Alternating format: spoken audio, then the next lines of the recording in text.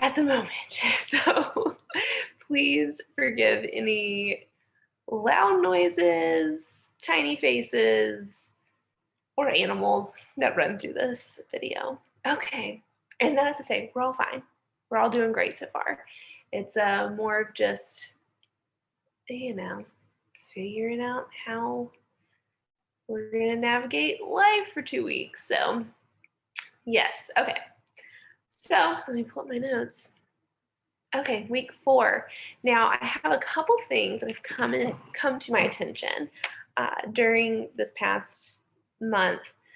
Specifically last week when we were submitting stuff, and I just realized that a lot of people may not have the experience with D2L. So I just wanted to show you guys a few things to get us started. Let me get all this stuff out of the way. Okay, share screen. Okay, so if you are not in English 160 IO3, you are in English 160 IO4. And you guys have an identical class. So just bear with me as I go through this. Okay, here's the home page of our class, okay? Course tools is where we're gonna spend almost all of our time. We like news, like things that I want to share with you immediately will pop up here. And anything that I feel like you need to know, I'm gonna email you guys too, but you will get notifications in our news feed right here. Course tools and content is where most of our like learning content is going to be. A lot of you found schedule of activities, which is great. That is literally the schedule of what we're going to do. That's our course schedule right here. And it gives you an overview of our assignments and when they are due and what we'll be covering in those weeks. Now, this is not where I want you to get all your assignment information because I have it much more detailed in learning content. If you get down to learning content, I have all of our weeks. So I will have all of them up as we get through the units. Right now, I just have unit 1 stuff up because I don't want people going too far ahead. And I know a lot of you really love to work ahead, but this is an asynchronous class, but that does not mean it is a work at your own pace class. English is really hard to do that with because a lot of the writing process is about writing a draft, getting feedback, taking that feedback and incorporating it in your final draft. And which is, I mean, if you think about it from a completely non English academic kind of thought process, why would you not want to let your instructor or your classmates give you some feedback before you turn in for the big grade? Because as you will see, you will get normally for drafts, I will usually just give you full credit for turning it in. But that doesn't mean so if you got 10 out of 10, that doesn't mean it was an A paper. What that means is that you turned it in, and I don't really feel like I can give you a grade on a draft because that's where you're supposed to make all your mistakes. What I will look at on your final draft is if you looked at any of my feedback, and if you didn't, I will take that into account as well. So I don't remember where I was going with that. So sorry.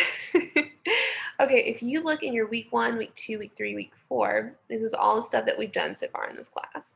Week 1, we have our learning materials, our discussion, our first Dropbox assignment. Let's go to week 4 since that's what we're in right now.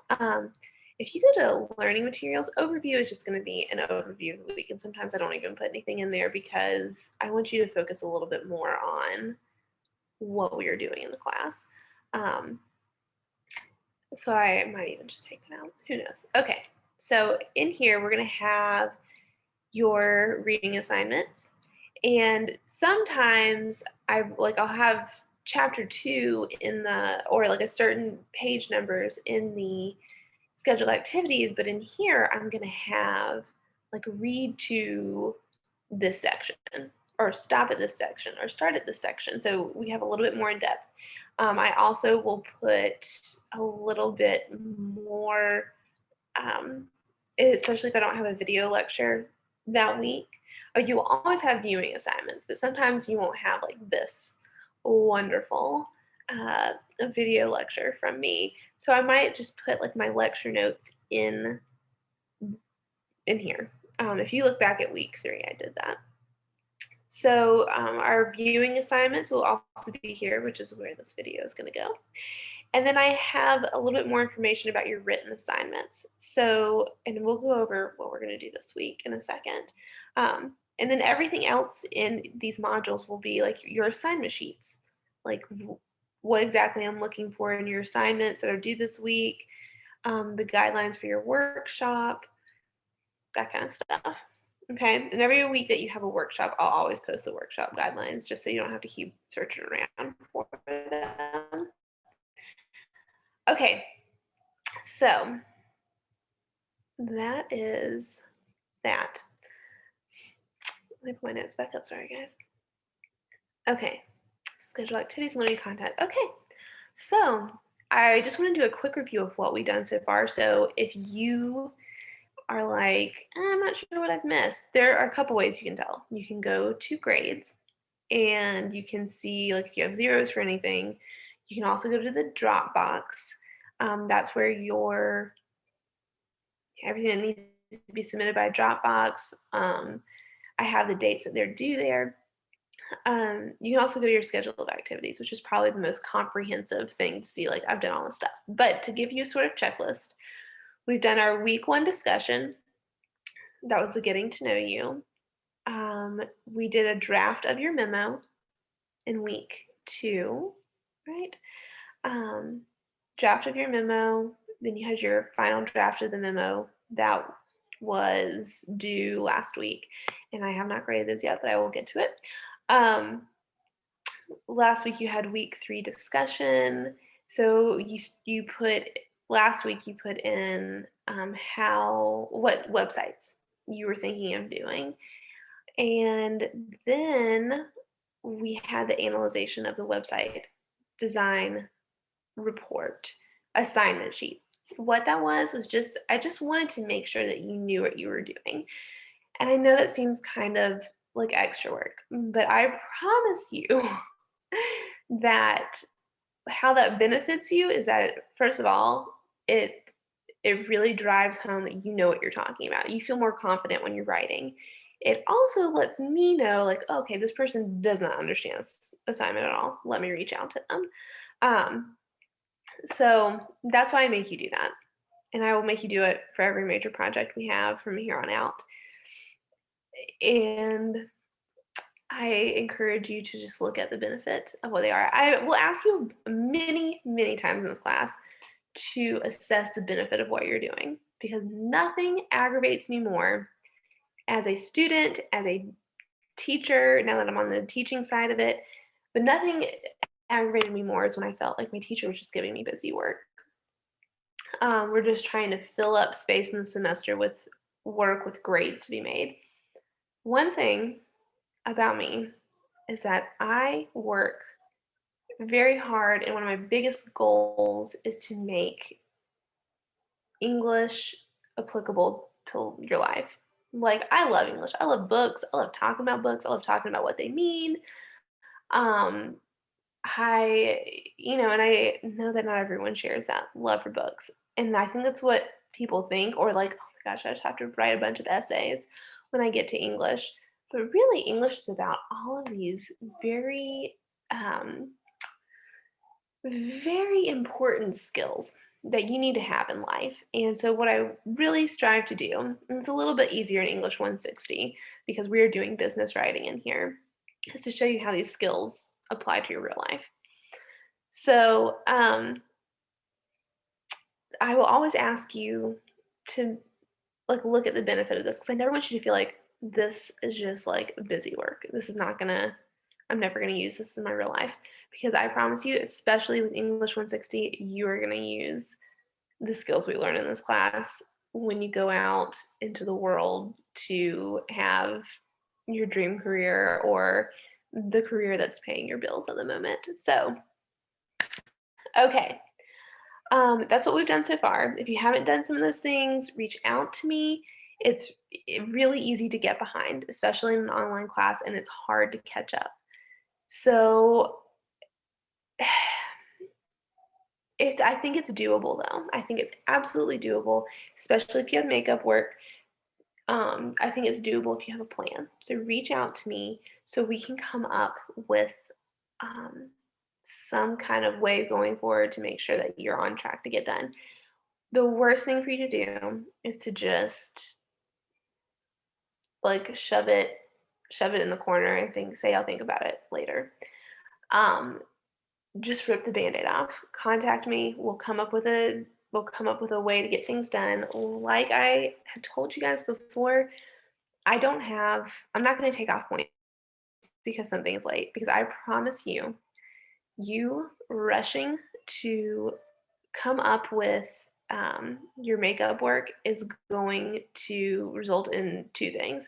You're punishing yourself by having to rush through this. I know that feeling. It's a terrible feeling to feel like you're behind. So you're punished enough by that. And when you're rushing, it's usually not as good as when you just did it when you're supposed to do it. So that's kind of where your points usually come off, anyways.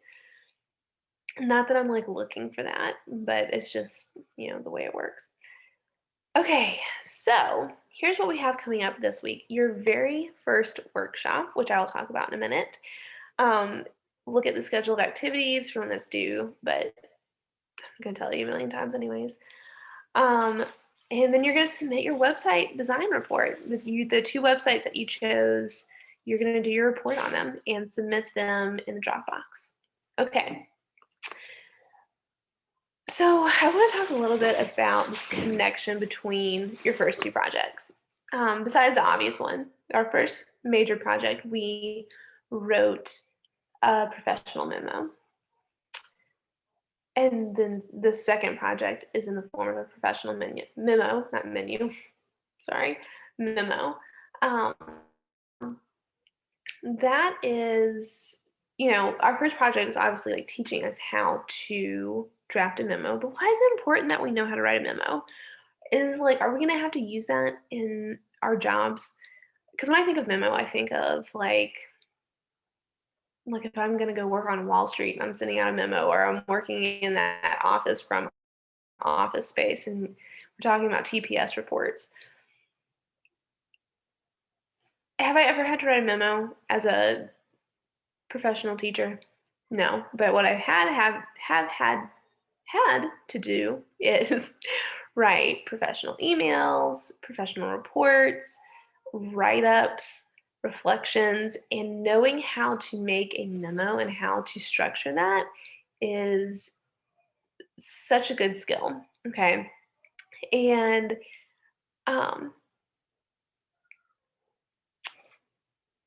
sorry, let me get where I'm supposed to be at. It's such a good skill. It's also just another way of us to communicate in a professional way. Um, these two documents that we've done, or that we will have done at the end of this week, are just leading us further into professional communication. It's important how you email your coworkers and your employer, your clients, how you communicate with them. It is so, so important. And you may think like, no one's going to care about that in the job that I want. If you're a nurse, if you are an auto tech, if you are a radiation tech, if you are customer service at Target, okay? How you communicate with others is so incredibly important. And you may think that it is not, but I promise you that if you are able to write a professional email in whatever job that you're doing, or communicate to your boss in a professional manner, you will go so much farther than if you talk like you're texting someone. And I'll tell you why. Because it shows that you care. And one thing, and no matter what class I teach, is that, and is that at the end of the day, I really hope that you care about what you do, because what you do makes a difference. Every single job makes a difference in this world. And if you care about that job, even if it's not the thing that you want to do, if you find something in that job to care about, it'll make the job easier for you, and it will make the ripple effects of your hard work even greater. So, being able to communicate professionally shows that you care. So sorry. It shows that you care, and it shows that you want to make a difference. Okay. So, being able to communicate professionally, very, very important. There are several articles out there on Forbes by different and like Business Insider that professionals in different industries talk about how important it is to be able to write professionally. Um, and I can just even tell you from a personal experience, like I have had this wonderful opportunity in my life to have a bunch of different jobs, a bunch of different kinds of jobs at a bunch of different times in my life. And in a lot of these jobs, I have been on hiring committees. I have been at the bottom. I've been a entry level employee. I've been a supervisor, and I have seen a bunch of things happen, especially with written communication, that have gotten people in trouble. I've even seen people fired over the lack of ability to effectively communicate properly because yes, it matters how you talk to your colleagues and your employers, but it's also super, super important how you communicate with your clients, right? Um, Being able to clearly state instructions or directions or descriptions is imperative. And you learned a little bit about that this week in your ethical communications. I'm so sorry. Hey, get out of here. Your ethical communications part of practical strategies, that reading for this week. And we'll talk a little bit about that in a minute. Um, it's very important for legal reasons, for clarification reasons, and more often than not, you're going to work in an industry where you want people to come back and do business with you. Um, so, and it is not always the same. Like if you're like a nurse, I'm sure you don't want to have to see people a bunch of times. But especially if you're like giving someone medical instructions, you definitely want to be able to do that clearly.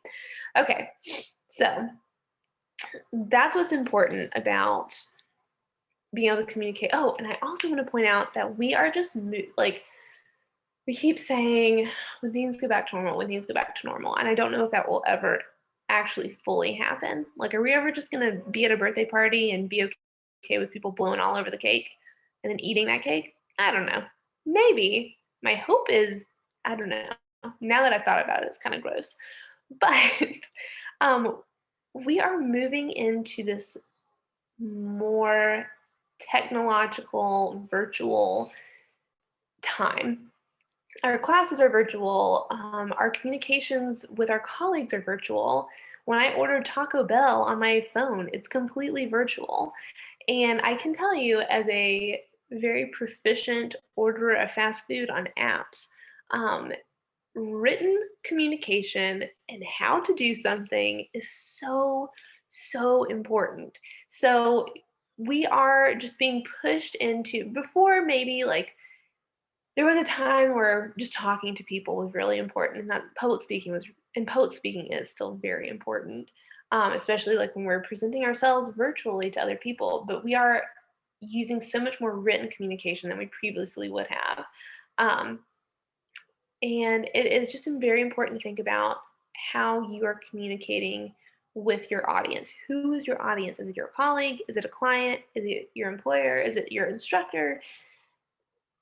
That should dictate how you are communicating with them. And those are the skills I hope that you are learning from um, this memo project and this website design report, because in the design report, you are learning how to effectively write descriptions and how to critique others' descriptions and instructions. If you on your websites, you might come to a part you're like, these are really bad instructions on how to get to this part of the website or how to do this thing, how to join this, mailing list or whatever. Your readings are teaching you how to do that, but they're also teaching you how to see if others have done it well. Okay. And that's another thing that your workshop is teaching you. You are not going to, in your reports, like eviscerate a company, be like, this website's disgusting. You need to be respectful and professional, okay? And you're learning how to do that in your feedback to your fellow classmates. Take those skills that you're learning and that giving the feedback in the workshop to your classmates and put that into your feedback of other companies' websites. Okay, so let's move on to our reading. So you did need to read, this week you need to read chapter 2 and pages 383 through 398. I'm not sure. You can look in learning content to find out. And I'm not going to go over everything in the book because you need to read it. But I do want to point out a few different things that I think are going to be really, really important. Okay, chapter 2, let me turn to it, is all about, that's part 2, not chapter 2, is understanding ethical and legal obligations in your professional communications. Okay, and the first, you might think, oh my gosh, what does this have to do with website design report? I'll tell you. Let's look at the first 2 paragraphs. Ethical and legal issues are all around you in your work life. If you look at the website, already talking about website of any bike manufacturer, for example, you will see that bicyclists are always shown wearing helmets. Is this because bike manufacturers care about safety? Certainly. But bike makers also care about product liability. If a company website showed cyclists without helmets, an injured cyclist might sue, claiming that the company was suggesting it is safe to ride without a helmet. Ethical and legal pitfalls lurk in the words and graphics of many kinds of formal documents. In producing a proposal, you might be tempted to exaggerate or lie about your organization's accomplishments, pad the resumes of the project personnel, list as project personnel some workers who will not be contributing to the project, or present an unrealistically short schedule. In drafting product information, you might feel pressured to exaggerate the quality of the products shown in catalogs or manuals or to downplay their hazards. In creating graphics, you might be asked to hide a product's weaknesses by manipulating a photo of it. One thing is certain, there are many serious ethical and legal issues related to technical communication, and all professionals need a basic understanding of them. Okay, that's what this has to do with your website design report. You need to make sure that when you do anything, you need to make sure that you are covering your assets. Okay, I know that's not what we usually say, but it is all about covering your bases. Okay, so you know that if people can't find loopholes to sue you, which sounds horrible. You also, like it says, do bike makers care about safety? Of course they do. Do you care about the safety of your clients? Absolutely. But you also want to make sure that you are protecting not only your clients, but your company as well. So when you are looking at your website design report, or the websites that you are doing your report on, I want you to take that into account. Like, are they presenting this information fairly? Like, here's a good example. When you're shopping on Amazon and you see like all these products and you're looking for this one certain product, and everything that the maker of it says it does all this stuff, it's amazing, it's going to change your life, blah blah blah blah. What is the first thing you do? Is you go to the reviews, right? And you see what other people are saying. Like, is this product really what it says it is? Is the maker of this company being truthful about how they're advertising it? And if they're not, if you see a lot of people say, this is not the size that I wanted, the color is not the color that you see, the actual color of it is not the color you see on the computer. Um, this is poorly made, blah, blah, blah, blah, blah, blah. You're probably not going to buy that product, right? So when you're looking at your website designs, you should kind of take that into account. Like, is this product, are they like really selling this product as like the end all be all of the industry? Is it life changing? Like, look for like over the top words like that are really hard for people to back up. Like, are they giving a very idealized look at the product or a very realistic look at the product? Do they list any hazards of the product? That's really important. Just like when we listen to medication commercials and it's like, the side effects are blah, blah, blah, blah, blah, blah, blah, and you're like, oh my gosh, like I just wanted this to clear up some acne. And they have to list those things, right? Because if not, someone's going to sue them. Um, the and when we think, I think of like people getting sued for their products. I think we also think of like McDonald's, which I used to have a whole opinion on. Oh my gosh, that lady sued for a coffee being too hot. But then I listened to this podcast about it, and like the coffee was so hot that the woman had third-degree burns on her legs. Um, so yeah, I think so. She might have actually had a point. So, anyways, that's what we think of. And now, McDonald's has a warning label on their coffee that says coffee may be hot. Okay. So I just wanted to make that connection for you. I just didn't want you to think, why are we reading this? This has nothing to do with what we're doing this weekend. It absolutely 100% does, because it's teaching you what to do when you are looking at, what teaches you side, or representing your company in some way, but also what to look for in others' work. So you also have this week writing definitions and instructions.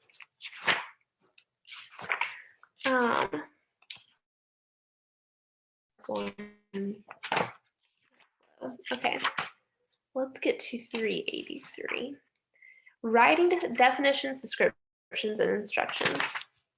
And again, I just wanted to point out the relevance that this has in the project that you're doing this week.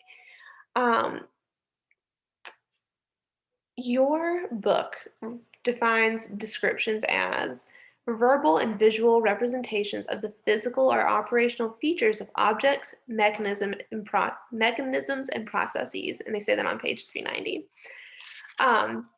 Why is that important? Because if you are doing a website on a company that offers a service or a product, you need to be taking a look at those descriptions and seeing, this is twofold, seeing if they, okay, sorry about that.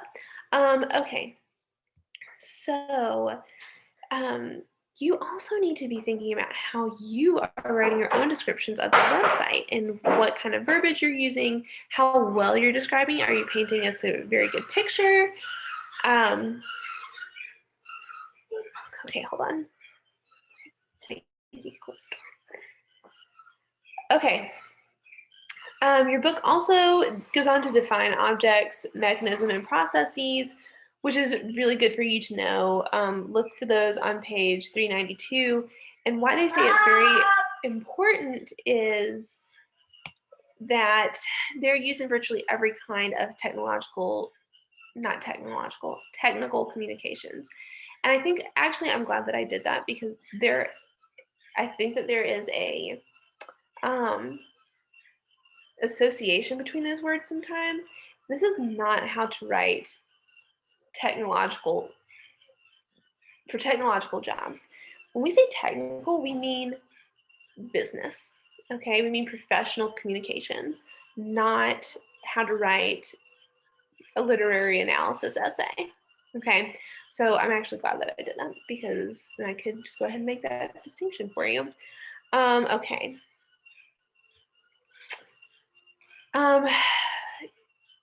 Another really good technique for you guys to keep in mind is when you are talking about this website, the describe, interpret, evaluate.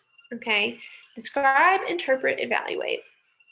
That is what I teach for literary analysis or any kind of analysis, really.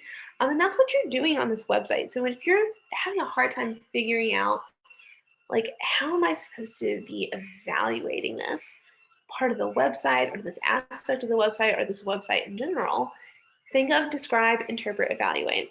Describe, you're just describing what you see. Like when I get to this website, I am greeted with lots of different colors and flash, Adobe Flash things and videos. Interpret, like, why do you think that they have these colors? Why are they using these graphics? And then evaluate, do they do a good job at it or not? Is this effective? Is the website design good? And that's the part that you don't have to, it's easy to be like, this is terrible. What's a better way of saying this is terrible? This design is not beneficial to guiding us towards mailing list instructions, or this website is not very good at describing what this website does not effectively or efficiently describe what the product is. Or they talk about those ethical and legal obligations that they have. Are they doing a good job at that? Okay, so describe, interpret, evaluate. If you're having a hard time figuring out how to go about this report, describe, interpret, evaluate. What is it? Why did they use it? Or what meaning are they trying to convey?